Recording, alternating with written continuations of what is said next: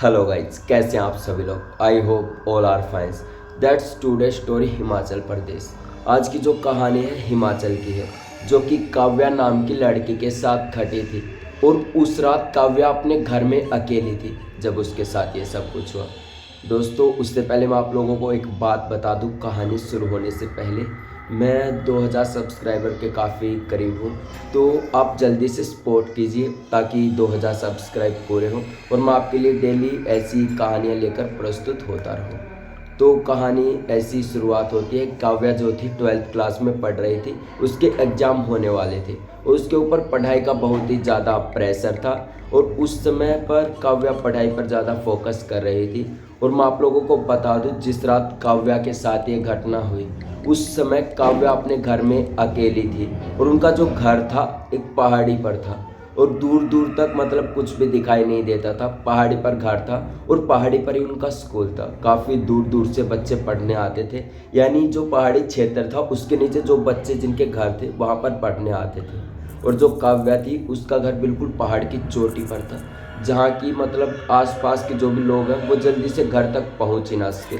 और एक बात मैं आप लोगों को बता दूं, काव्या उस समय पर जब अकेली थी, उसके जो मम्मी पापा थे, दादा दादी किसी पार्टी के लिए बाहर गए हुए थे, किसी की शादी थी। तो उस रात काव्या का घर ऐसा था कि जिस समय काव्या जहाँ पर पढ़ती है एक पियानो रूम होता है और सामने जो उनका दरवाज़ा था उनके चारों तरफ दीवार थी और एक अलग सा कमरा था पीछे, जिससे वो बाहर देख सके कि बाहर कौन आता था।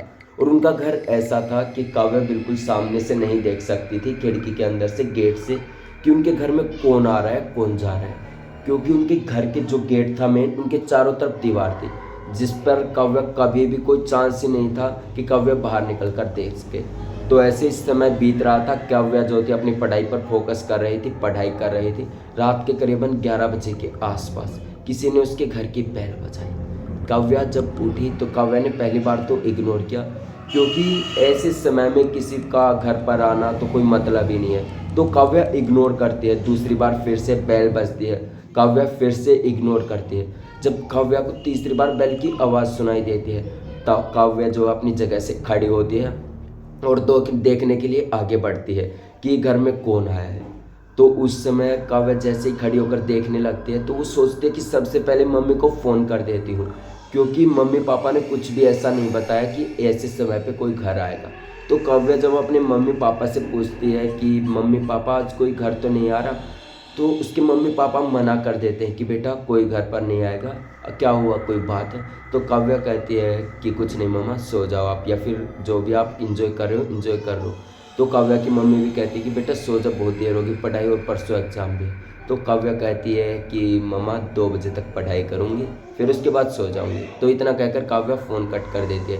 और वो जो डोर बेल की तीसरी बार जब आवाज़ बजी डोर बेल की और काव्या अपनी जगह पर जाने लगी, तो उसी दरवाजे से आवाज़ आती है कि मुझे पता है बेटा तुम घर में ही हो और मुझे पता है तुम पढ़ाई कर रही हो, मुझे अंदर आने दो। काव्या को ये सब कुछ सुनाई देता है, लेकिन काव्या फिर भी गेट खोलने की हिम्मत नहीं करती, क्योंकि उसकी मम्मी ने बता दिया था, उसके पापा ने, कि कोई भी रात को नहीं आएगा। तो काव्या चुपचाप जाकर पढ़ने लगती है और रात के 2 बजे का समय हो जाता है और काव्या पढ़ने के लिए मतलब पढ़ाई ख़त्म करके अब सोने ही वाली थी, तभी जो घर की डोरबेल थी फिर से बजती है।